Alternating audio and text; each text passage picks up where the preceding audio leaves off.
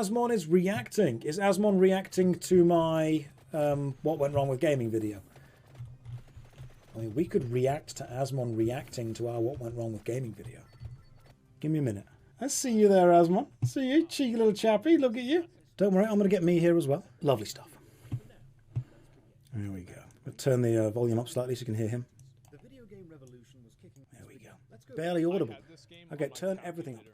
And I would have people pay me because we had to clear our calculators every like Tuesday for tests. Best friends. Bestest and I had friends two calculators, and I would have people pay me every it's gonna be Wednesday fine. Just sit here enjoying him. Recopy Asteroids and Doom turn onto the their volume up so I can hear him as TI-84 well. calculators, and I would get like a quarter for it every single time, man. Those were the good days.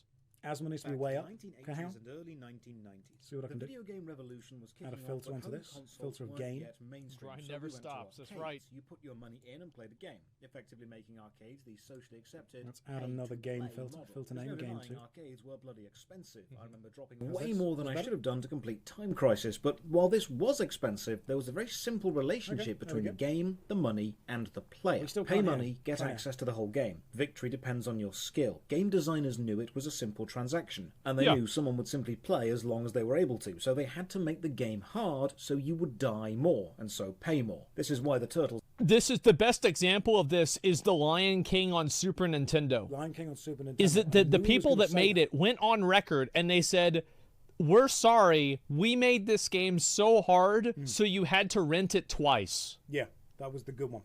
That was the one. I'm not kidding. Underwater bit. It's why House of the Dead bosses were damage sponges. It's why Ghosts and Goblins was everything that Ghosts and Goblins was is. brutal. In the early days of home consoles, when people we go. would rent games, we even called difficult levels blockbuster levels, designed to make the rental period longer, and so you'd have to keep renewing. Oh, look at his little I don't remember smile. that He knows term, that I've but seen okay. what he's doing. Why don't these money-hungry He's seen games what make I'm us feel doing. the same way as modern money-hungry games? Well, it's because the trade of money for game was simple, and there was nothing... I think another reason why it was okay is because we were kids and we didn't spend all of our time thinking about it.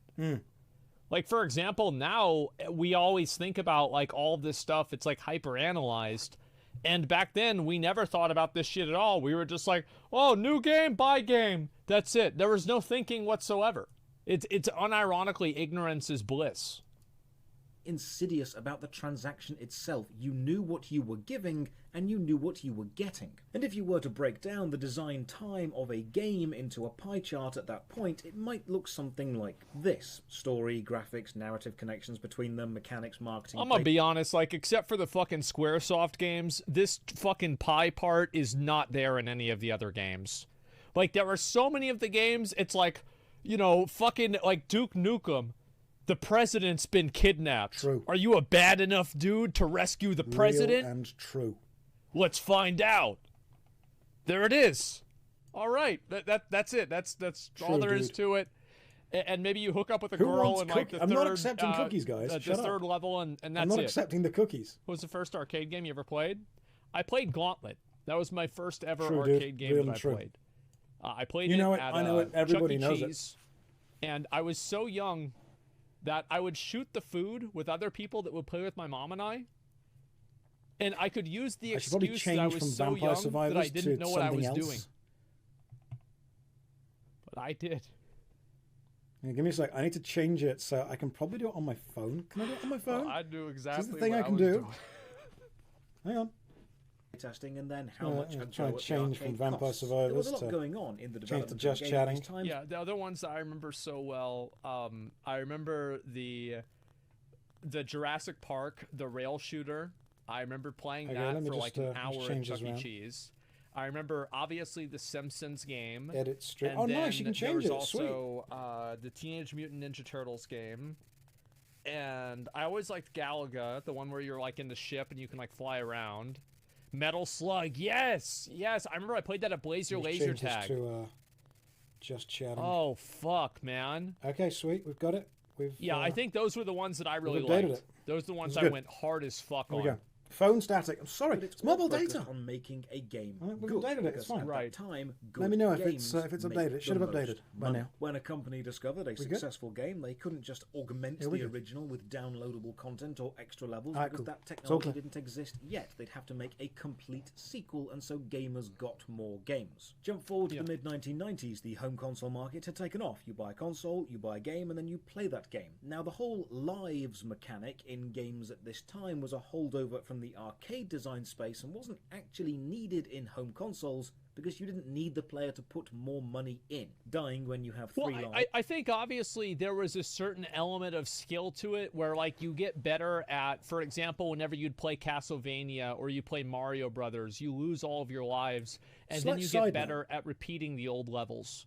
But Can we just yeah, accept definitely that Asmon's he's hair right. right now looks really Then nice, restarting like from your legit. last save, That's or like just there's dying and volume there. It's restarting from good. a save anyway with no arbitrary life limit was functionally the same thing. That's not me but taking the piss. design Like that, moves he slowly. he Away from genuinely the looks arcade model, really you good no right now. longer paid per play, and you now paid per game, and you then played as much as you wanted. Games Right. were expensive, of course, but when you bought a game, it was complete. If it Games shipped were actually quite expensive back in the day. People were. might not remember this, but like agree. video Real games and true. back in the 90s were like $40 and $50. He pampered himself for this video. $50 He in prepared 1999 for was a this lot of video fucking money, specifically. man. I like that. I admire that.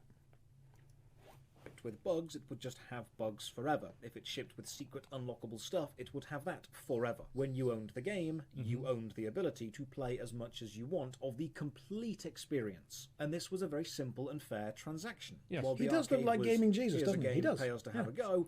The console was, I'll take here's a Gaming game, Judas. pay us to keep I'm all it right and with play that. it whenever. But Judas the home gets the gaming better scene wasn't songs just in Jesus consoles, Christ it was Superstar, also so PCs. I'm now, cool back with then, that. PC gaming wasn't as mainstream as it is today, but it did come with one major advantage. PC gaming was actually complete garbage back then. I know It was people might difficult. reminisce on how great 90s games were. Yes, But you're right. the early 90s stuff was hard. Warcraft The 2, MS-DOS Tides of was Darkness bad. was fucking amazing. But you fucking forget all of those games that were sitting there in the Circuit City bargain bin. Oh yeah, they were crap. And they should have been in the fucking garbage. Oh yeah, the vast majority were crap. They were so bad that you would play them, they wouldn't load. You had, like, My mom 5 would games. always say, like back in the 80s, whenever she'd How try long to does this buy a go new on to now? game, I don't it know. was like 50-50. If you buy the new Is Zepla software, if online? it works or not, then you have to call her IBM and involved. figure out what's going on, and then it doesn't work, and then it's like, well, it is See what it she's is. up to. So that's what happens, man. Like I've had that happen with I think I had a Duke Nukem game had that.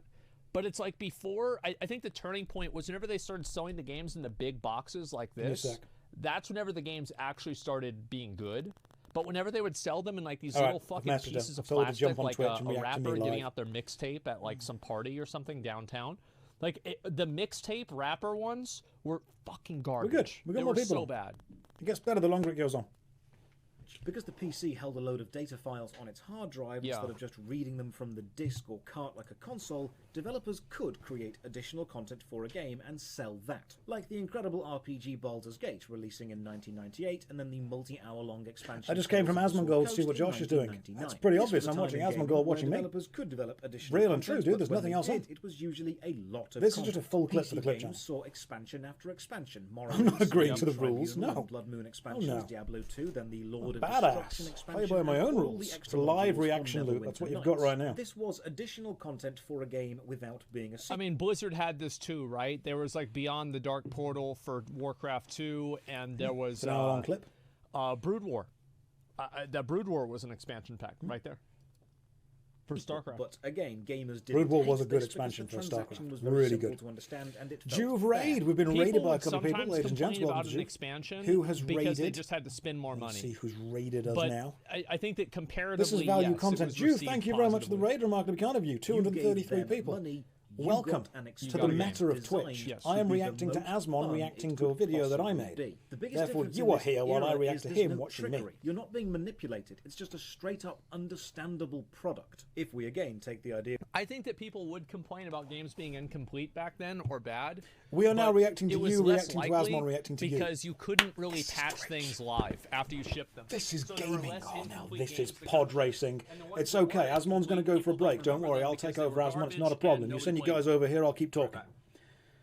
Not a problem. He's gone to take a break. I'm going to talk about the pie chart that's on stream right now. See, this is why I'm here. I'm going to pick up all the slack whenever Asmon pops over. He's busy for a second. I'll pick up. So, the pie chart that we have on stream right now is how I would break down, not necessarily into specific sizes because every size is generic, but I would talk about the process that goes into creating a game, especially a game back in the mid-1990s to the early 2000s.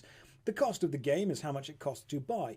You consider the story, the graphics, the narrative, the mechanics, the marketing, the playtesting, but at this point, what matters was making the best game. At this point, games have always been businesses. Games have always been about making money. People always go, oh, capitalism got involved. No, capitalism was always involved.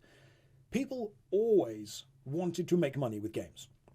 When people say, oh, capitalism ruined gaming, capitalism managed to condense itself down, almost reduce itself to a hyper-concentrated, incredibly damaging version, but it's always been there from the start. Games have always been businesses. Games have always been about making money. The difference is that many years ago, the best way to make the most money was just to be a really good game. Just to be a really fun, really good, enjoyable game, get great word of mouth, get great advertising, great marketing, people would go and buy your game. That's what it would be.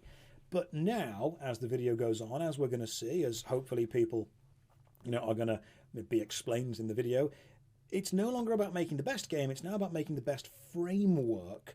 Hang on, I just ended, lol, your timing is really bad, I'm on my way out, so I can't. I messaged Zepla, and I said, Zepla, get online right now and react to me reacting to Asmon. She has said no. I'm going to tell her I'm very disappointed in her. I'm not mad. I'm not mad. I am just disappointed. This isn't Strictly 2. I recommend the documentary From Bedrooms to Billions for a glimpse of the time before they were about money. I understand that people have always had ideas. Zepla, why would you start reacting to Asmon reacting to you after I ended? Because, Zepla, I was waiting for you to finish your stream so you could come and react to this. It was all just time. Don't worry, Asmon. I've sorted them out for you. I've kept talking. We're all okay. Carry on. He's back now. It's okay, guys. It's his time. Remember the free CD-ROM games from magazines? Yeah, you'd get them in the middle, and you could play the demo of a game. Yeah, I remember that. I got some of those for Xbox even. Of breaking down game development time into a pie chart, you've probably got a few new bits to the pie by now. Magazine adverts and articles, some TV ads, and the arcade price replaced with a box price. But it is still mostly make a good game and you will make good money. Yeah. Then in 2004, online gaming really started to kick off with World of Warcraft being released, but Blizzard aren't the bad guys in this story, at least not yet. For now, we need to look to the east, to another popular online game from Korea called MapleStory. Now, oh my fucking god. I couldn't believe whenever people played this. Whenever I actually saw what this game looked like, I thought everybody was joking. I was like, no, you're not actually playing this though, right? I mean, like, this is all like a meme or something. Like, no, there's no way. But no, bro, like, people went hard on this. There's even a MapleStory 2 now. I can't believe it.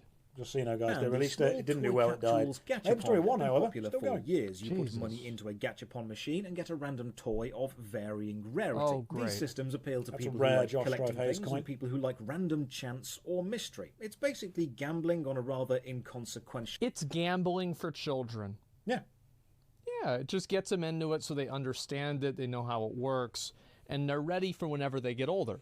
You missed 5 years of MMOs like and we had the same thing. How many of you guys had those little fucking things you put a quarter in or 2 quarters in, and you turn it, and then like something comes out. Okay. You're like, oh, I really hope I get the car sticker, and it comes out and it's a sticker of a banana again. Oh, we can go back even further and Mom, go to like can I have 50 cents? Or Meridian 59 or the Legends of Future I Past, understand this all too well. We're going really far back in MMO history. But the psychology behind it is very, very powerful. So MapleStory introduced an in-game gachapon-style system. 100 yen got you a ticket. That's me playing the game, by the way. That's why the character's called Josh Strife And many Says. people consider this to be the first example of a random loot box. So this was it.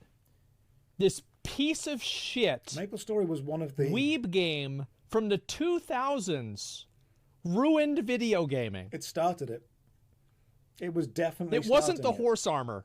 It was this. Oh, horse armor's involved. We're going to get to horse armor. This was the first moment in mainstream video games where you could pay money and not know what you were getting. You were no longer paying for the game or for my statement on this and my stance on this has always been very clear. Everything that you buy in a video game, you should know exactly what you're buying. You should not buy a chance at something.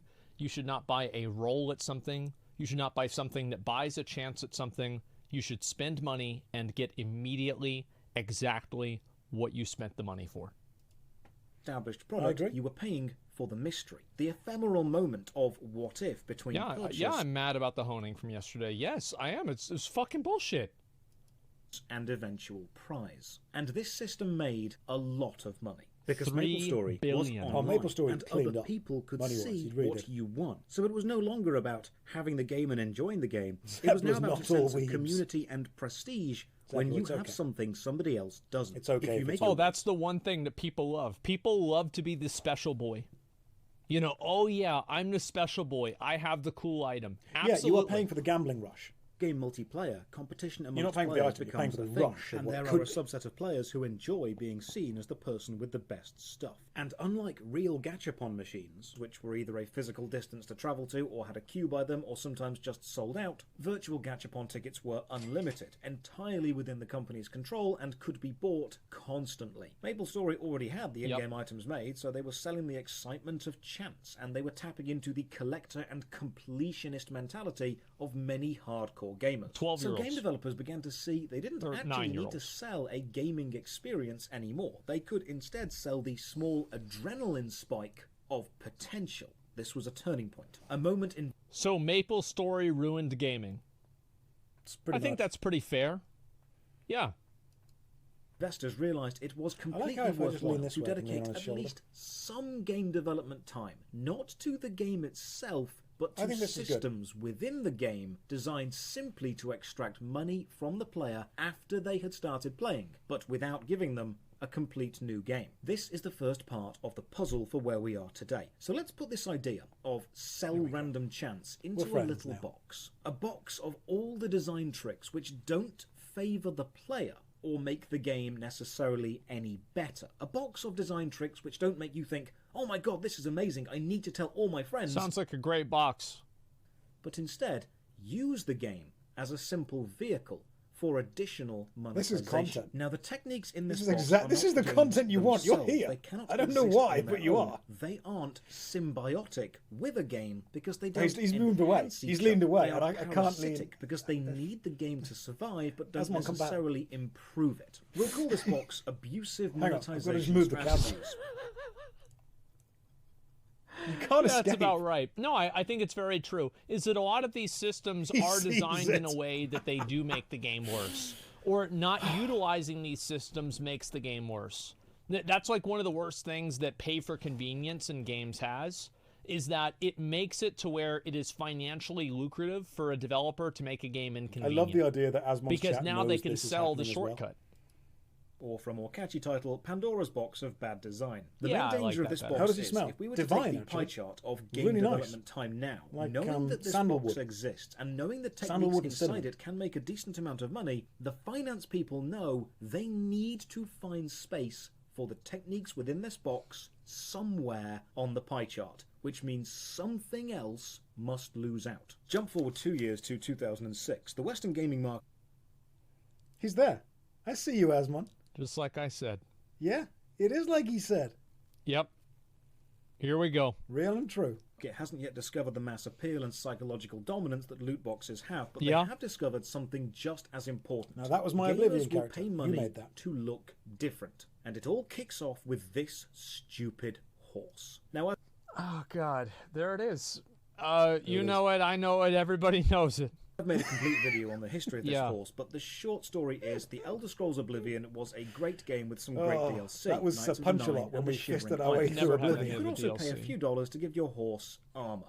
Now, it's important to understand this is completely cosmetic. It doesn't actually make your horse any better in combat or defend it, but you can buy it. And people did. In fact, a lot of people bought it. And this highlighted another thing. Making a game takes a long time. Well, everybody was very upset about this, and people would say like, oh, if you buy this, you're a loser, or you're stupid, or something like that, right? But yeah, I never bought this shit. Like, at this point, I have the strategy guide for Oblivion, but I don't have the fucking horse armor. I don't know how to download that. My mom was like, bro, she wouldn't even buy, like, she wouldn't put her credit card on the internet until, like, 2015. Like, I would have to go to fucking Target and buy those fucking prepaid WoW game cards for her because she would not want to have her card. Give that, you want me to give that to Blizzard? What the hell are they going to do with that? What are they going to do with that? What are they going to do with my card? Yeah, dude, she was not about that.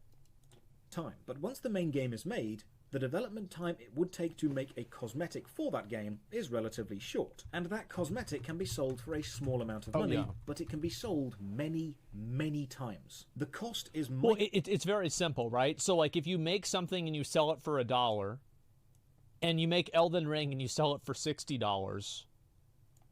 Do you think that the thing that you made that you're selling for $1 is only 1/60th easier than making Elden Ring? No, it's probably 1/10,000th easier than making Elden Ring. So in terms of optimization and min-maxing, you're going to min-max selling the thing that you make for $1 1 billion times than selling the thing that you sell for $60 100 times. I'm glad that he's brought up Elden Ring. Because Elden Ring will loop back round. Is high, hence microtransaction. Separate from the idea of a complete expansion. I hate how people call them microtransactions, but there's packages to buy it for $100. Yeah, that's not micro. How the fuck is that a microtransaction? It's more than a game. That's just a product that you can buy. That's a fucking that's a macro transaction. I wish people would start saying that. Macro transactions. Every time that it's more than like $3. Which would expand the game. At that point, it's just a transaction. Bigger. A microtransaction adds. These are all the real Train Simulator DLCs. It cost about $16,000 to buy all the Train Simulator. So now developers know expansions are a bit risky, but microtransactions are very safe and very small. Even if they don't sell, it's not a great waste of developer time. So the focus shifted away from selling a main game with lots of expansions to selling the main game and then lots and lots and lots and lots of small additional things. The problem with this is now developers had a vested interest in keeping the coolest cosmetics or the most fun little things reaction collaboration. out of the base game.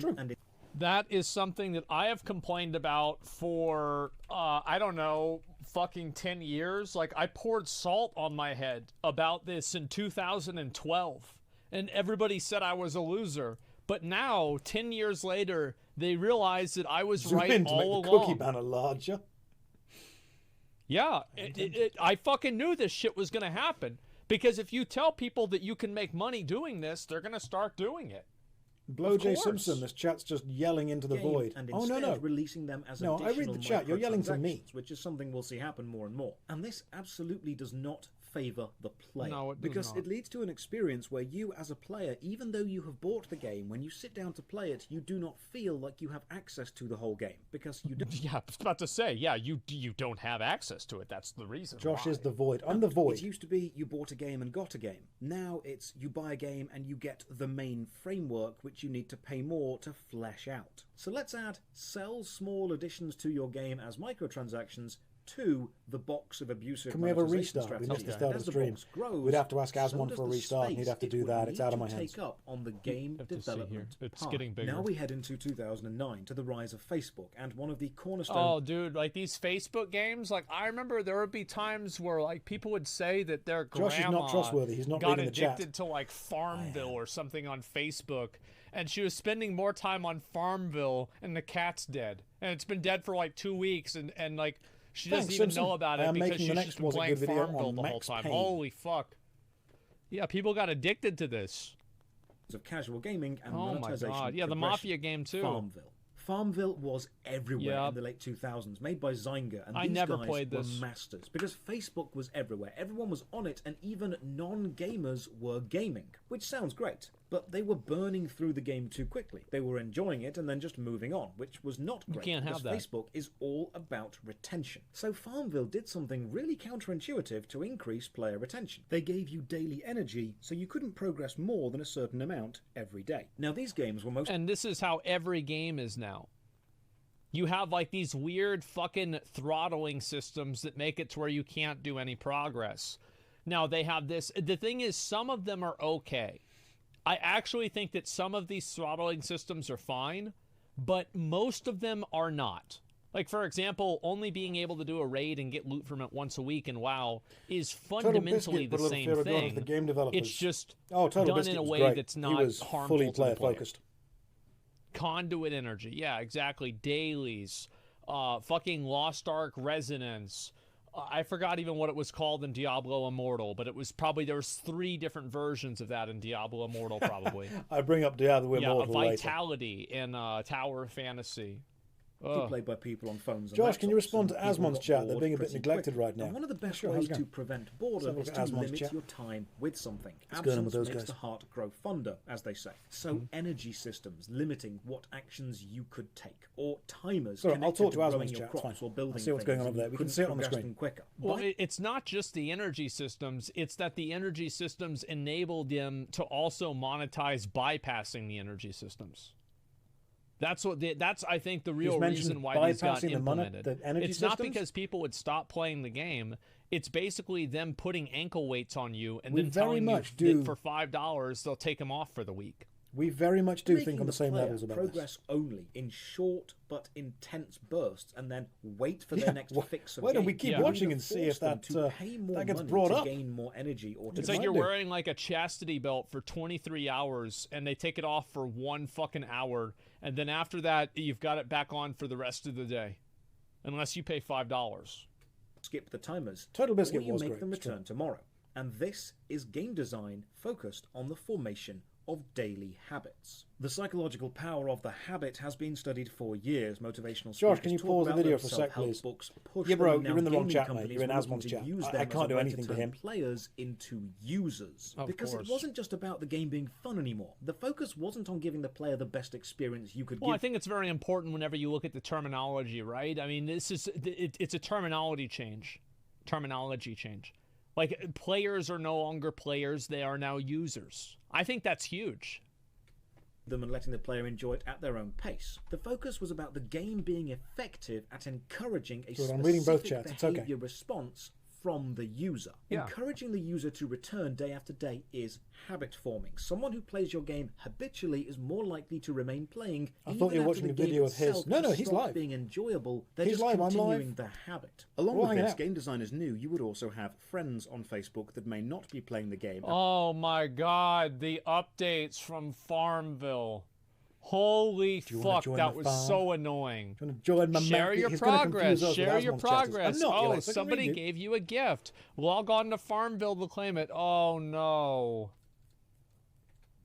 And they wanted those friends to play the game, which is why they put the mechanics in the game. I remember one time there was like a hot girl on Facebook. Asmon is live with his second channel. I saw I had a notification from her. This is Zach Roll. And I was like, yes. And then it was Farmville. The original video that I made isn't live. That's on YouTube. Asmon's watching that, and I'm watching him. And now it's okay. Asmon, I'll take over. Don't worry, I'm here. I'll help you out. Oh no, he was just really still for a moment. It's okay. Share this achievement with your friend to get bonuses and get boosts. A huge amount of people began playing Facebook games not because they thought they would be the type of game they enjoy, but because they were doing their friend a favor by starting up. They were supporting their farm. Indentured servitude online. I love it. They were joining their mafia. And just like MapleStory's gacha being viewed by the players in the game, you could share the progress of Why is he looking at you like that? Show off how far along Because I'm looking at him like this. Recruit your nephew and your grandma to come work on your farm. Oh yeah, you've got to get your grandma involved in your mafia. Work for free on your video game Asmongold is live right now. Facebook. Zach Roll is live right now. Whenever you break it down, it's so stupid, but it worked and people did it. It did.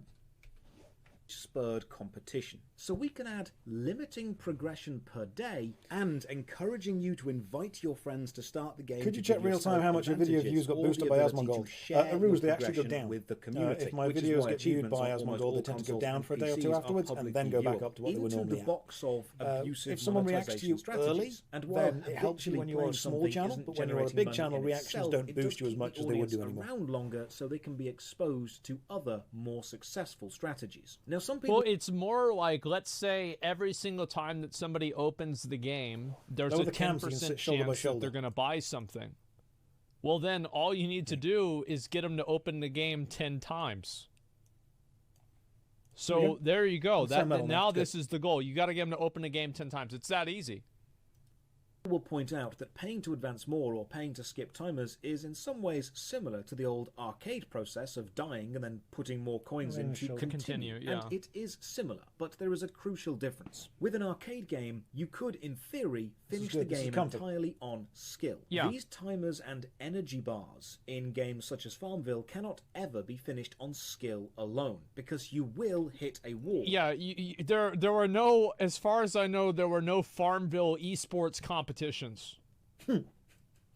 That you will need to either wait for or Can you pay imagine to Farmville remove. esports? But this wasn't everything. All the Nowhere grandmas near. sat Farmville had round. other strategies. Yeah, You TSM had doesn't have a timers and Farmville you could team. pay to make them progress faster, but not with money directly. Now you had to convert real money into a proprietary currency. In this case, farm bucks. And this is one of the most prevalent designs we still see used, because it does several psychological things disgustingly well. If you can buy That would actually have been so fucking funny, though, whenever I'm thinking about it. Like, imagine if one of the big esports orgs just brought in, like, a bunch of the players' moms, and they had, like, a competitive Farmville team, and it was actually just, like, 7 of the, you know, like, their Counter-Strike players, like, their moms, just talking about the game. That would have been fucking hilarious. I would watch that, yeah. Game, you can see the cost in a currency that you understand. But if the game displays items in their own proprietary currency, such as gems or coins or platinum or farm bucks or whatever they want to call it, you have to make one mental step converting the currency from what you understand to what you don't understand. Yep. So all these things are now one mental step away from having real value, and that is hugely important, because even once... And that's why all these games have like 2 or 3 different currencies, where you buy the you use your real money, and then you buy the in-game premium currency, and then you use the premium currency to buy the shop currency. It's like Lost Ark, you buy royal crystals and turn them into blue crystals, and then you spend blue crystals on items in the shop. Step is further than most people are willing to go. So it's like, how much money are you really spending with, you know, like $400 or, you know, $100 of Lost Ark way to money? put it, Pendragon. It's kind of hard to say, because you've got to go through royal crystals, blue crystals, and gold. So let's add that into the box. Proprietary in-game premium currency to obscure real-world value by a single step. In the chat's I also think that every single game, this should be... You're going to be amazed. Oh no. Oh no, F's in the chat, guys. Let you do this. I think that if you're going to have microtransactions in a game, I think that there is no consumer advantage that pricing in the store exists in crystals or... Oh fuck, is it messed up?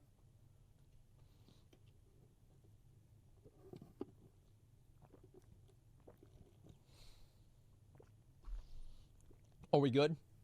Testing 1, 2, 3. Is we big good? Oh, yeah, there it is. So, like, I do think that it should be just against the rules.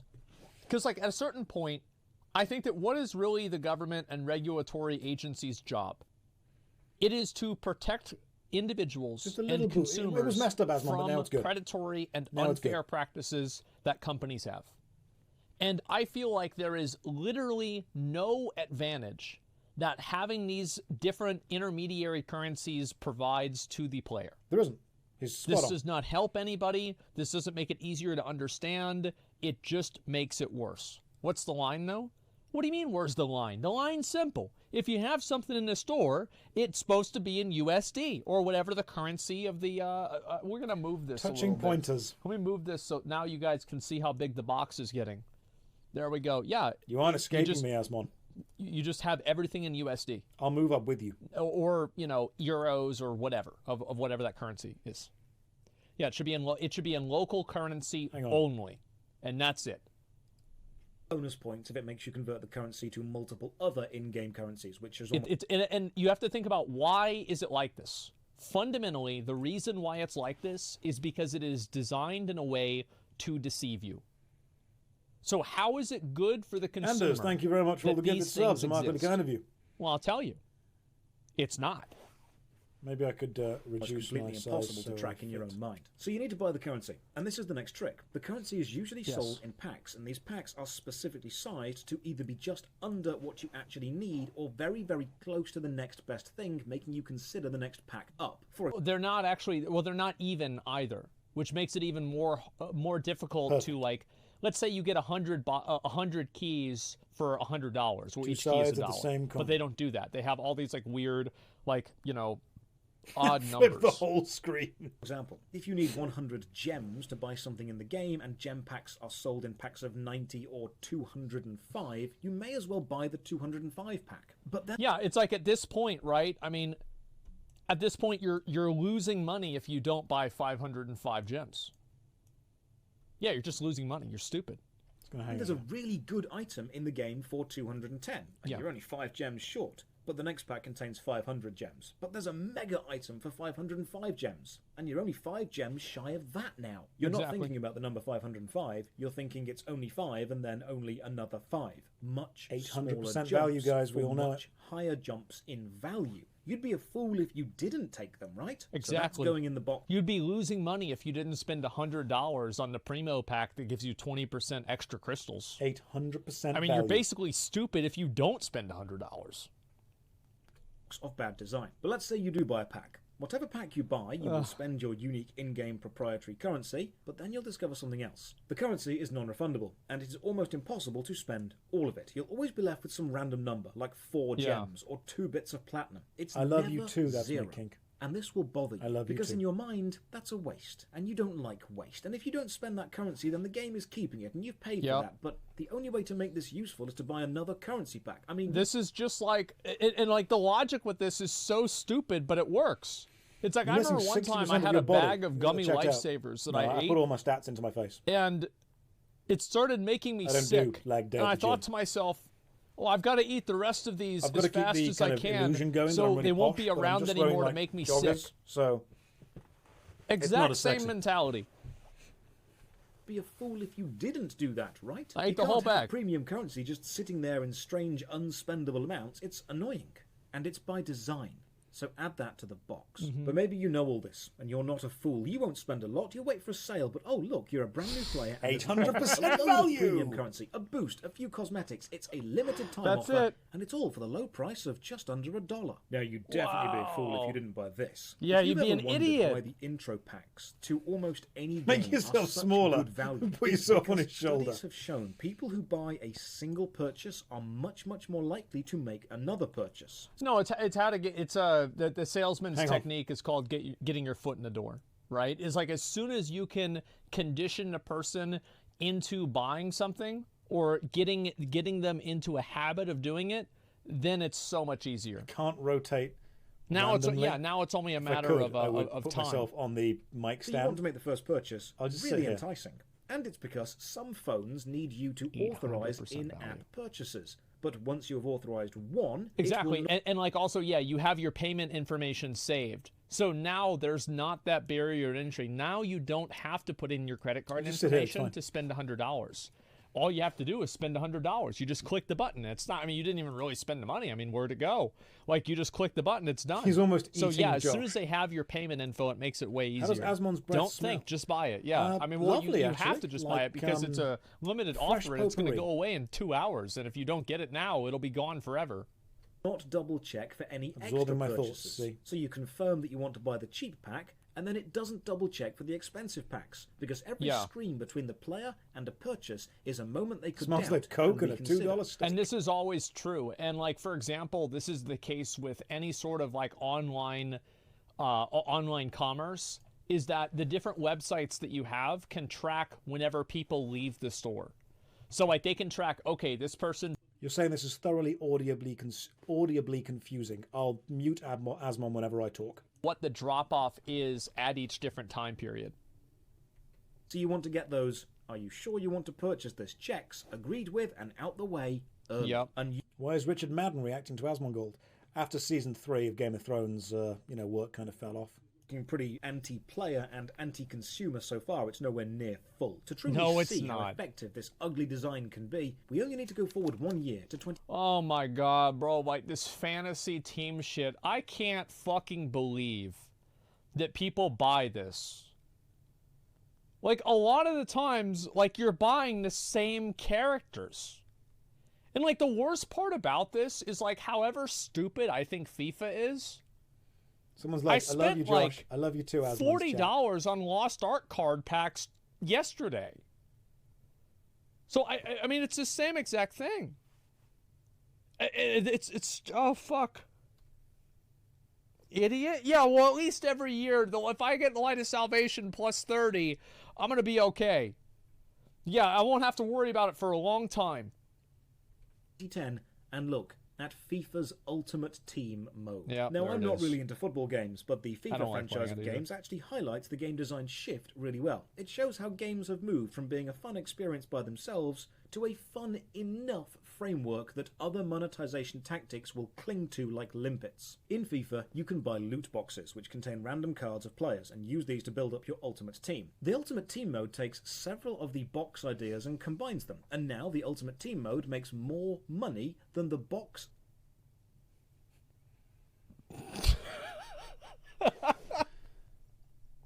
FIFA Ultimate Team makes more money every year than Elden Ring did in its main sales run. We're really in for some really interesting days, aren't we? Oh my god, this is so ridiculous. Like, we're triple fucked. Like, yeah, gotcha indeed. I think that, again, all of this stuff is enabled by gambling. Like, if, for example, on the FIFA store, they had fucking Messi on the store, and he was $500, okay? Nobody would buy it. But the reason why they're buying it is they're getting eaten one bite at a time. They're not getting swallowed whole with the $500 purchase right immediately. Miyuki Panda is but it's raiding. one bite at a time. It's the Gamba that enables these purchases. Because I think that the amount of people... I'm going to pause the desktop while the Miyuki Panda raid comes in. Ladies and gentlemen, if you're from Miyuki Panda's stream, welcome. I'm Josh Strife Hayes. I'm reacting to Asmongold, reacting to a video that I made, so then later he can react to me, but right now you can talk to me reacting to him. Now we're all caught up. Let's return to Asmon's opinion. People laugh at you for spending $8 on Twitter. Think about how stupid you've got to be to spend $500 on a FIFA game that gets outdated next year.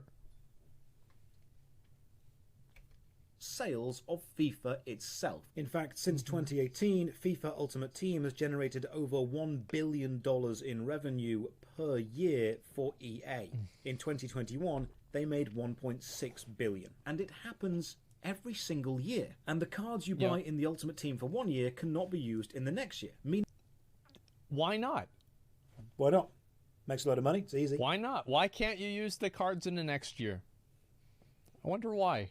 Oh, it's because it cycles out. The microtransactions now have a shelf life. Horse armor may last forever. That's but right. What if it didn't? What if you could make a... My Light of Salvation will... whenever I get my Light of Salvation up to level 30, it's going to be forever, too.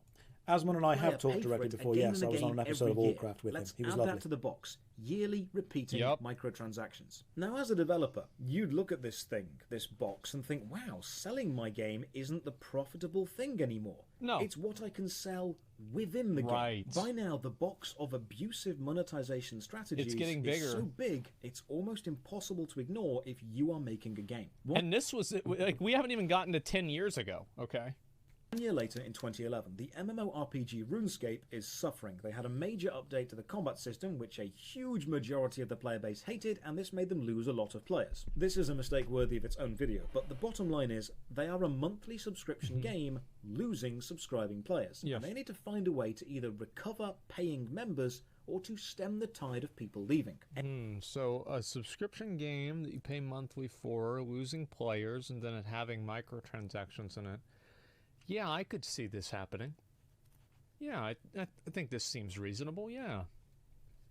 Enter the loyalty program. Every month of membership, you now earn loyalty points, and you earn more for every consecutive month that you remain subscribed. And then you can spend loyalty points on cool exclusive cosmetics, or mechanically powerful auras and boosts. So now, cancelling your membership wasn't just a case of thinking, I'm not enjoying the game, so I won't pay, which is a very simple, understandable, fair transaction. It's now a case of thinking, I'm not enjoying the game, but if I unsubscribe, I break everything. my loyalty streak and will earn far fewer loyalty points. And this is what people that do to streamers too. Like, I don't understand this. Like, I'm subscribed to some people on Twitch. Yeah, sure, they're like friends of mine. But it's like some people like make a big deal out of like being subscribed to like different streamers and shit like that. Like, oh, I don't know, man. Like, it's just... If you aren't subscribed to me on Twitch, I want you to know. Yes, absolutely. Okay. What do you mean, really? Yeah. But my streak, yeah, I don't know. It's just, it's not that big of a deal. I'm just happy to hang out and chat. Over the long run, which will put me at a disadvantage if I ever do want to come back in the future, which is not as fair. The transaction used to be simple, but now we're putting the player in the position of give money even if you don't want to play because you don't want to break a habit. That's good. And I think this is still okay. Like, if a company wants to do this, a game developer wants to do this, I think that they should be able to do this. I don't like it, but I think it's okay if a company does this. Even though it is, somebody says it's ass, it is absolutely ass. However, there are things that are much worse. Oh, yeah. Going in the box. There's no individual thing that's demanding a bigger and bigger slice of the game design pie chart. 2 years later, 2013 sees the release of Dead Space 3, the third installment in a terrific horror trilogy. Well, sort of. While Dead Space 1 and 2 were indeed terrific horror games with tension and pacing and balanced gameplay and great stories, Dead Space 3 did something strange. It took the idea of you being a lone engineer trapped on an infested spaceship, struggling against incredible odds, using only your small collection of mining tools and very limited ammunition to survive, and it added in the ability to let you buy in-game guns with real cash from the cash shop. A horror survival game. What? You could buy guns in Dead Space 3. It wasn't a horror game, it was a shooter. Damn, bro, that's, I mean, wow. Okay. What's wrong with microtransactions if they're completely cosmetic? Number one, they're not cosmetic. Number two, I don't have a problem with microtransactions as long as they are you could just priced buy in USD. You could buy ammo and they are stuff. not a gotcha system.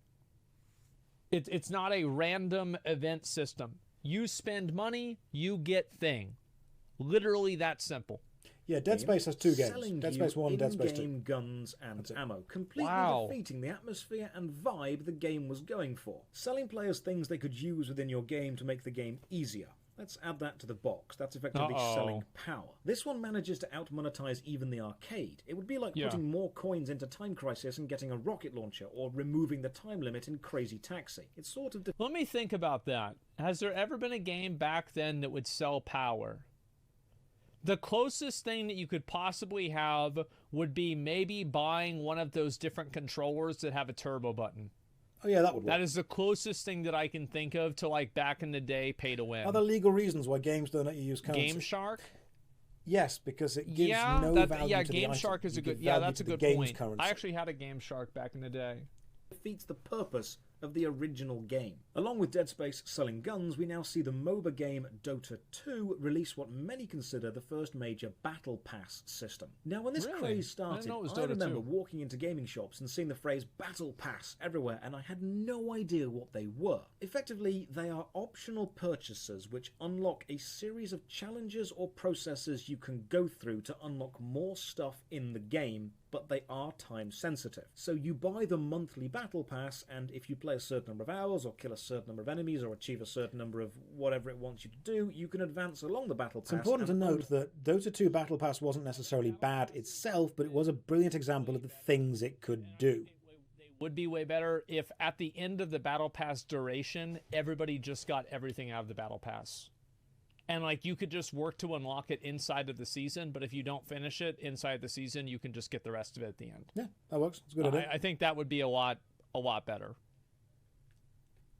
Now, you could just have the It's never unlockable gonna stuff happen. be available for everyone to unlock anyway, but by limiting it to a timed battle pass, you're doing a few manipulative things. You're creating a fear of missing out, or FOMO, as players know if they don't have this month's battle pass, they may never get the full experience or that rare cosmetic ever again. So you are encouraging an unhealthy amount of gameplay, because if you're not advancing your battle pass, you're losing precious time. So This is the same with like login rewards. I remember whenever Lost Ark had like some login reward that was really cool, people were logging in every single day. I remember like Stoops and Zeals were on vacation and they had to go to like a fucking one of those like computer LAN cafes to log into Lost Ark to make sure that they collected their item for the day. It was nuts. now you're actually discouraging players from enjoying any other game and forcing them to focus entirely on progression within yours. Yeah. This design is of course at odds with the limit playtime technique because they appeal to different demographics. Remember, a battle pass or I think battle passes are a lot better for people that are like mono gamers. Like, for example, you only play like maybe 1 or 2 games. I think battle passes are pretty much okay for those people because they're going to play through it and get it anyway. But Battle whenever passes you're are good if playing you have like one game you 12 made. different games at a time, and then you have 10 different battle passes, I think that's whenever things become really just like unmanageable. limited time progression track doesn't always actively improve a game, but it does always increase that game's revenue, so throw it in the box. By now, even the concept of a fun, well-made game is starting to look like a horrifically augmented shadow of its former self. Imagine what a well-made Meta, I have game played would the Old look Republic. like I if thought you it was a tried to good game. shoehorn in all of the techniques in this box. And unfortunately, eventually, I know what it's like. I played it last year. It was called Diablo Immortal. you won't need to imagine. We're seeing it more and more. Later that same year, one of my Yeah. favourite games comes out. Assassin's Creed Black Flag, a fantastic pirate game. There's just one problem. Unless you own both a PlayStation and an Xbox and are willing to buy 2 copies of the game, you can never experience the full game. Black Flag featured console-exclusive levels, which not only fueled the petty console wars, but also highlighted the fact that marketing executives were now powerful enough to tell games developers exactly what their players deserved, or more importantly, what their non-players don't deserve. This is not player-focused design at all. And while I completely understand the power of console exclusives, when I walked into a game shop and picked up 2 copies of Black Flag and realised no matter what I choose, there is a mission I won't get to play because I don't have the right console, that didn't leave a good taste in my mouth. So No, it sucks. It absolutely sucks. Like, my opinion has always been that console exclusive games are trash. There is no benefit for the user that some game is console exclusive on PlayStation. There will never be a situation where this game only being available on PlayStation makes it better for the people playing it. Support the games, while Dota not may the have consoles. started the Battle Pass Support idea, the it was players. almost perfected 4 years later in 2017 by Fortnite Season 2, which replaced the Season Shop with a Battle Pass system. Played Fortnite 4 years. Never spent a single cent. And then later in November of Great 2017, game. we witness a bit of gaming history, and it fills us all with a sense of pride and accomplishment. Star Wars Battlefront 2 was an People fucking went apeshit about this. Oh my god, this was bad. amazing game which released back in 2005, not to be confused with Star Wars Battlefront 2, which was a mediocre game which released in 2017. It was a full-price game and yet also had a loot box system in it along with premium currency system. This led to a Reddit user complaining that even though they'd bought the $80 It takes 40 hours to unlock a hero. That's what this says. Apparently, this after reading this post, a developer at on the Overwatch team got a promotion after they gave their new idea for the new game, Overwatch 2. They said only 40 hours. You're just giving it away for deluxe free at that version of point. the game, they still couldn't play as Darth Vader from day one. Unlocking Darth Vader means buying his hero crate, which costs 60,000 in-game credits, or you can spend real money. Now, you can earn an average of 250 credits per 10-minute match at the time, so you'd have to grind for roughly 40 hours of constant gameplay, longer than the average completion time of most video games, to unlock a single rare character. Or you could pay Jesus. crystals in the premium And the thing is, like, for example, if you had to spend that much time just to unlock the character, I wouldn't really give a fuck about that. The problem is that you can just spend money to bypass it. If you couldn't bypass it, it would be fine. I wouldn't care. Shop and spend those on hero crates and just hope. EA responded to this Reddit complaint saying the reason crates were so expensive or take so long to unlock is to give a sense of pride and accomplishment to players who did manage to unlock them. This becomes the most down of pride. Guinness World Record. Wow, I spent $100. I have Darth Vader. I'm a winner. Holy fuck, man. Yeah, this says a negative 667,000 updoots. That's a lot of down votes. That's a lot of down doots. Pride and accomplishment to players who did manage to unlock them. This becomes the most downvoted comment in Reddit history. So, locking premium parts of your full-priced game behind either hours of grind or spending even more money to unlock the cool stuff before other people who bought the same game as you. Now, it's important to understand that games having things locked within them is not necessarily bad design. One of my favourite games of all time is SSX Tricky, the snowboarding game. And as you play through that, you unlock new characters. Yeah, it's totally fine that it takes a really long time to unlock certain characters. The problem isn't that it takes a long time to unlock other characters. The problem is that you can spend money to bypass the time.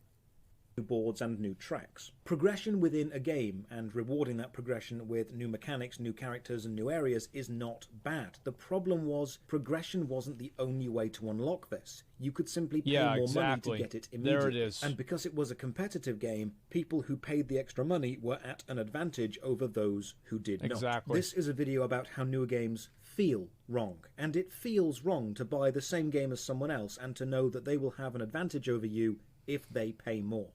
I totally fucking agree with that. I think that's probably one of the best ways to say it too. Like, why do you want to play a game that's a competitive game that you're set up to lose in? SSX Tricky review soon, guys, don't worry. Like, that's why I think a lot of people stop doing, like, WoW PvP also, because, like, you don't have all the best gear. Why do you want to go in there? I'll be right back. I'll take over. It's not a problem. SSX Tricky review will come pretty soon. Not a problem at all. I know that my microphone probably sounds a little bit crusty compared to Asmon's, but I am buying a new one. I'm spending a little bit of money upgrading my setup and getting a slightly better mic. You can let Asmon's chat know that I'll take over for a second, then we can all pop back over to him. Just sit in his chair. Hang on. Alright, cool. I'm back, guys. Just been to the bathroom. Didn't even wash my hands. See, I know. I've got my $2 steak downstairs cooking. Got my diet soda. We're all ready. So, yeah. So far, everything said is real and true. Wash hands? Well, I need to wash my hands, man. I've got a clean dick. So far, everything that I've said is real, true, and accurate, and well-researched, if I do say so myself. SSX Tricky review will definitely be happening at some point, because SSX Tricky was legitimately one of my favourite games. Very much enjoyed that. Why is he off on Asmon? Guy, don't worry. Asmon's chat, it's okay. You stay there. I can read your chat. I've got you up on the screen. You don't need to pop over here. You stay over there. I'll keep reading your chat. Hi, Josh. Hello, always late. How are you doing today? Fact, anyone named Josh is a douche. That is true. That is real and true. I literally can't deny that. 100% correct. Can I do the eyebrow thing? I can't. I can't act as well as this. I'll try as hard as I can to just keep the eyebrows going up and down while I react to stuff. I need like a little cup that I can sip from while going, possibly doing some raiding. Yo, Asmon, when Final Fantasy stream? I'll get back there eventually. I'll get back, don't worry. Hi, Josh. Hello, the Iceman. Hopefully you're having a lovely day. I'm trying as hard as I can just to make sure that I'm distracting the stream away. Too much hair. We can try. I'll pull it back. It's fine. I'll put a hat on or something. Where's the bald cat? I do have one around here somewhere, probably. Josh looks like Rob Stark. Thank you. Thank you, Meta. I appreciate that. However, I feel that, Josh looks like Rob Stark, gives Rob Stark like the advantage. If I ever meet Richard Madden, I'm going to tell him that he looks like me. So it's taking dominance back, taking charge of the situation. That's what we need to do. But no, I will play SSX Tricky on the Was It Good series at some point soon. Very much enjoying that. I very much like the fact that Asmongold is not necessarily a character, but he is more of a hyper-focused, hyper-real version of Zack. And watching Zack react is very human, very humble, very direct, and I like that. Now, some people say, has Zack watched the video in advance? I don't know. However, he is picking up on almost all the points that I then go to. Now, that means either one of two things. Either he has, I don't think he has though, but I think he just knows where I'm going to go with these points because he's been involved in this world for, many more years than I have. He has been aware of the changes as they go through. He's talked about these things before. And I think our brains do work in a very similar way, that when I bring up something, he then goes, oh, I know you're going to bring this up. I know you're going to go to that. And I very much enjoy that. You probably spent a lot of time thinking about these things. Absolutely, yeah. He spent a lot of time thinking about these things. He cares about it. And what happens is when I go through it, and he goes through it, and because we both put the players first, we kind of ultimately end up at the same place, which I very much like. Say something unrealistic. I know. No, I can't. I don't think I can. While on this stream, I've got to be both real and true. That's the law. That is the rule of this stream. This is random, but I came to your channel because of your MMO videos. I want to say thank you for making other types of content. You are more than welcome. Remember, for anyone who does want different content, I've got the main channel, Josh Strife Hayes, which does MMORPGs and news and updates and kind of player-focused stuff. I've got the second channel, JoshStrifePlays, which does retro reviews of games. The latest one that I did a retro review of was the original God of War from 2000, and I want to say 2005. And I'm recently doing Max Payne. If anyone played Max Payne on PC, amazing, fantastic game with flaws. Don't get me wrong, lots of flaws, but I will be doing the Max Payne games. After that, we'll probably get to SSX Tricky. And earlier today, I've been playing Vampire Survivors all day. Now, with modern games, have you ever bought a game, got home, played it, and thought, I feel cheated? Have you ever started to play a game and thought, oh my god, I feel that I've bought the framework for a microtransaction machine, or I feel that I now have to spend even more money to get the full price out of the game? What was the last game you bought that you sat down, played it, and thought that was worth it? Every penny I spent on that was worth it. Because for me, there were 3 games that really stand out to me. One was Elden Ring. I think Elden Ring was worth it. I got so many hours enjoyment out of that. I very much enjoyed it. I felt the entire game was available to me and open to me. I think definitely worth it. I think Factorio was one game. I bought Factorio, I sat down, I played it for hundreds of hours. To me, Factorio definitely hit that spot. And the other one was Vampire Survivors. I absolutely, without a doubt, feel that Vampire Survivors, people saying Valheim, RimWorld, yeah, Red Dead Redemption 2 in some places, yeah, those kind of things were good. There's some games that you buy and you think this is worth it. I had to get cookie. He didn't even bring me a cookie.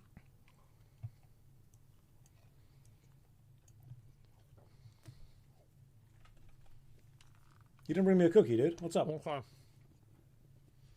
Sorry about that. Yeah, it's okay. I forgive you, but next time bring me a cookie. Sound like a 4-year-old? Yeah, because I eat like one. Well, this cookie has M&Ms in it. I didn't have the chocolate chip cookies.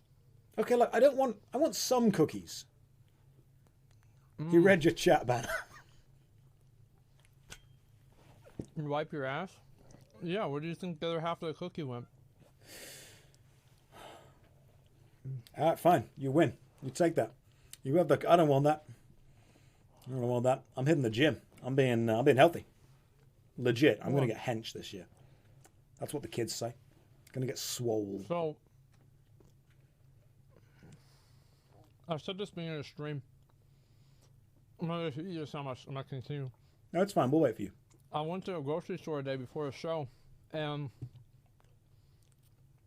a guy there was looking at me weird, and he walked by me like 3 times, just like, okay, you know, this is going to be like a thing. And so he comes up to me, he's like, bro, I know you from somewhere. And I'm like, yeah, I do YouTube. He's like, that's crazy. And I'm like, yeah, I thought I knew you. A fan, there's a viewer. And he's like, I watched a video of you about Elden Ring. I'm like, is that right? He says, yeah, you were watching somebody else's video, and they didn't like Elden Ring, and you were saying they were stupid. And I'm like, yeah, exactly. That was me. And he's like, and they were stupid. I'm like, I know, right? I'm like, did you play Elden Ring? He's like, yeah, it was great. I'm like, yeah, I don't know what that guy was talking about. That guy was a fucking idiot. And he's like, yeah, can I get a picture with you? I'm like, yeah, sure. And he's like, you know, he's I see him looking over at like, it's like middle-aged man with like a, you know, everything, you know, like prim and proper. I'm like, that's your manager? I'm like, yeah. He's like, yeah. I'm like, I'm not on break. It's like, it's fine. And I'm like, just get out of line of sight of the manager. We'll just go stand over here. He won't be able to see you. And he's like, oh, okay. Yeah, it's fine. And I did it. Actually worked. Straight up fucking worked. LOS the manager. Took a picture with the dude. Drove home. Did the stream. that in the box of abusive monetization. This Why is not? peak It's going content to right work. here. And Yeah. then 5 years later, Diablo Immortal happened. Oh, Now, good. I've already covered Diablo Immortal pretty extensively in the video The Diabolically Immoral Diablo Immortal and its follow-up about the legendary crests, because it took basically every idea from the big box of abusive monetization and sprinkled them liberally over It's kind of like, imagine thinking of like, there's a list of every immoral and predatory practice for a video game to have, and Diablo Immortal used that list like a checklist. And they got a 100 too. for a somewhat Diablo-looking game, including multiple premium currencies, a deliberately similar in-game item which functions slightly differently to a paid version of the same thing, and multiple battle passes all called different things. But don't worry, because everyone assured me that Diablo Immortal was a mobile game, and thus would not be representative of the actual next Diablo game, which would be Diablo 4. Everyone told me Diablo 4 would be a full game by itself, with no cash shop, with gameplay first, and none of the strategies from the big box of badness. I don't think anybody said that Diablo 4 wasn't going to have anything like that. Oh, people told I me. just think it's not going to be pay to win. Oh, we knew it wasn't. And for everything that I've read so far, it's not pay to win except for being able to spend money on the head start, which I think is undoubtedly pay to win. So, of course, The sad thing about that, though, is like, I'll give them credit. Like, if I was a game developer, I would also allow people to pay money to play the game early, because it staggers out the amount of people and the amount of stress on your servers. It's kind of like a soft release to see how your servers are going to be able to do, and also you make more money with it. So it's like a win-win situation. It's like it's logistically a good idea and it's financially a good idea. Like Lost Ark did that. I feel like most games are going to do this, just because it works. various digital versions of the game, the more expensive ones giving you an accelerated battle pass bonus, allowing you to progress quicker, and there is a cosmetic cash shop using its own proprietary currency. And if you're thinking Diablo doesn't need all these extra bells and whistles to be a good Diablo game, you are correct. These have not been added because they make the game better, they've been added because they make the game money. And then Darktide released, which is I think that's actually a really, really simple way of putting it. I'm gonna the game better, they've been added. You are correct. These have not been added because they make the game better. They've been added because they make the game money. And then That's exactly right. It's to make money, not make the game better. And that's what I think the real problem with this is. It's that it's all about just making more and more money, and there's no thought, no concern, no value placed on the consumer experience. Darktide released, which is a full-price game with an abusively priced cash shop. Or you can grind for hours and hours and hours and hours and hours to get some of the cheap things in that shop. And now we're That's the thing, is like I have people, they're like, man, I'm the same item level as you in Lost Ark. Oh, you're a whale. No, you're not. You're a loser. It's like, well, I only play 17 hours a day on 15 alts.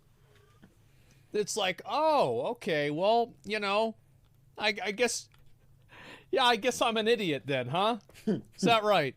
So why have games become like this? Simple, because games are businesses. Games have been businesses since arcades, since consoles allowed you to buy the game and have it in your own home. They have always wanted to make money. But up until now, the best way to make the most amount of money was to make the best game you possibly could because people would buy it, and that was it. The transaction was finished. It was fair. The best way to make money on modern games is to make the best framework as a holder for these strategies. And companies have experimented with various methods to increase income over the years, from gacha loot boxes to pre-orders, console exclusives to battle passes, energy systems to just straight up selling power. And instead of this is only so far. Keep this in mind. There will be a new idea. You know what I should do? I should try to come up with the next predatory idea in video gaming. Like, what's the next step? Yeah, I should really try to think, like, what is the next thing that we should do? Like, get a patent on it, sell the patent to Activision for, you know, like $70 million, and then develop my own game with the same system. What would the next step be? In game designers, they hired psychologists to build habits, to reinforce addictive behaviors, to design gameplay loops which encourage spending. The problem was these techniques were never about the player having fun. They were about the user being monetized. Insurance for the game going offline and being unavailable. I like the language there. You aren't pictured smiling and laughing with friends. You're pictured opening your wallet and reaching for your credit card. You're not pictured. You aren't pictured. A number is pictured.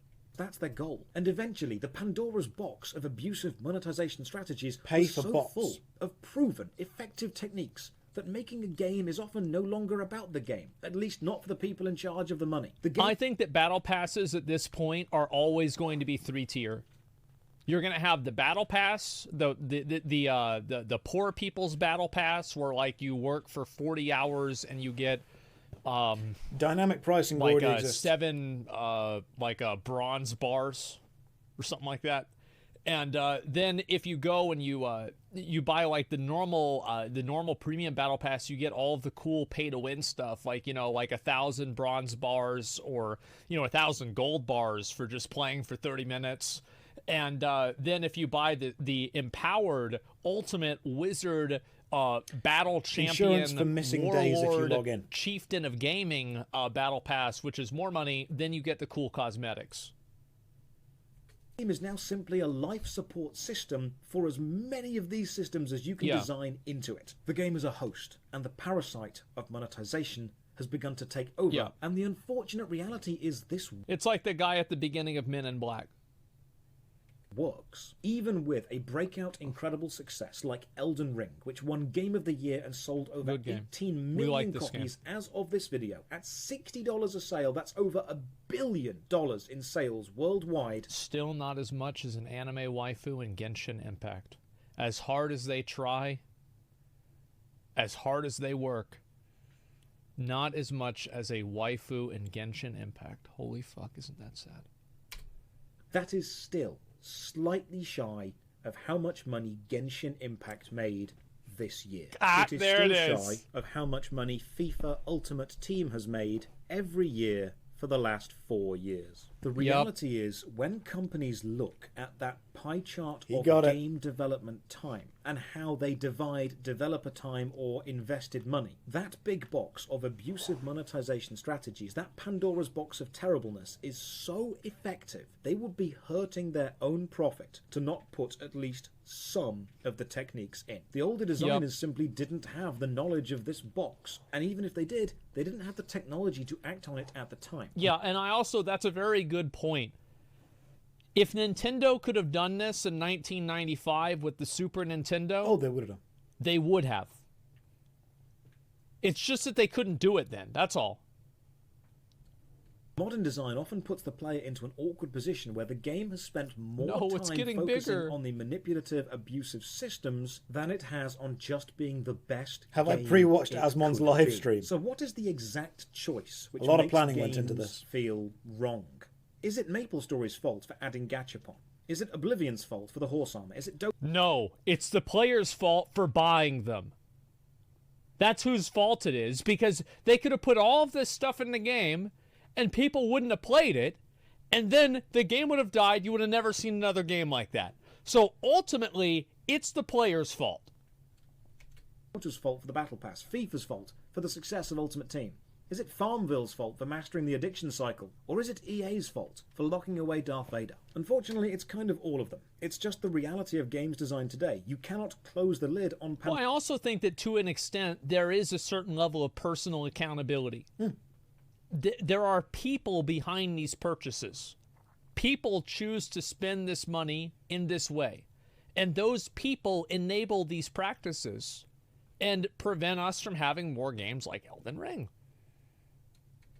Pandora's The box. vast majority of Designers people can't that buy FIFA unknow loot the boxes or effectiveness FIFA of these cards techniques. don't And see every themselves game as a made problem. for the rest of time has to either use them or actively choose to avoid them. So the exact choice that makes a game go from being the best it can possibly be to anti-player or anti-consumer is when a designer or a marketing executive stops thinking about how they can make the best game they're capable of and starts throwing some sly glances toward the box in the corner. And when I don't even think that it's the game designers. I think the people that are making these games, like, I'm not even kidding. I think that the people who are making a game like Diablo Immortal or Diablo 4 or Overwatch 2, I think these guys really try to make a good game. Oh, yeah. They do. Game designers But whenever want to you're make good given, games. let's see, a pile of shits, some candles that don't work, and a Roman candle, it's pretty hard to make a good tasting cake. That's the truth. So it's not even really their fault. It's just how things go. And they say, hey, this technique may not fit our game perfectly, but it's proven to make a lot of money. Do you think we could put it in our game? I wasn't going to kill that horse. That is the moment any specific game goes downhill from what it could be from a player's perspective. And the worst part is that big evil box and all its dark design knowledge is constantly being added to. And when you play a new game and spot the cash shop and the battle pass and the premium currency and the awkward pack size and the loot boxes and the exclusive levels, and when you just feel sad that the game didn't have to do that, that's when you know that the pie chart of design of this game had at least a small slice dedicated to that stupid box. A small slice focused on making the game a little bit anti-player in the name of a lot of profit. And this is another really important thing whenever we talk about like games like, for example, Vampire Survivors or Elden Ring. It's one of the reasons why I do try to elevate those games and talk about how positive they are and play them more on stream. We were playing Vampire Survivors and a game like 2 hours ago. Valheim. We're going to play Valheim again pretty soon here. Like, you know, you want to give credibility to that, because the truth is that regardless of whether Genshin Impact made a bunch of money or not, or whether MapleStory made a bunch of money or not, Elden Ring is going to forever be known as a great game. Yeah. Dark Souls 1 will be forever known as a great game. And Super Mario World will be forever known as a great game. These other games will never be remembered as that. I understand a lot of people might not care about that, but it's a good thing that at least some people out there do. But personally, I also know it can be very cathartic to be angry at a thing instead of a concept. So let's all just collectively agree it's to Bobby's blame fault. The stupid horse. Yeah, Cheers for watching. there it is. Another massive thank you to all the supporters. We'll blame on the Patreon, horse, that's Twitch, fine. It's the and horse's YouTube fault. who keep the channel alive. You can support from only £1 a month. Check the description for links to the Patreon, Twitch, Twitter, and our Discord. And as always, have a great day. Wow, 2022. I'm not going to watch this And one straight right now, on to a but, bit of the critical I definitely drinker. fucking agree with pretty much everything Josh said in this video. love- Like, I love these videos. This video was so good. Please, guys, make sure to give it a like. Subscribe to Josh Strife Hayes. He's fucking great. He's been on Allcraft before. Big friend of the stream. We love Josh. I am very glad to see more people talking about this. Rest And on the shoulder also, it's a game like Dark, and that's it. We fit.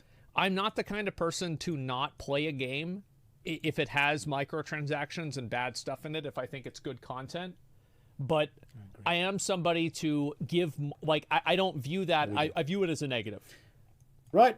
I play it despite those things versus I play some games because everybody says they're really good, and I feel like it deserves a little bit of credibility. I love the fact Have you you seen recoiled Critical after talk that. about That the big was YouTube perfect. changes?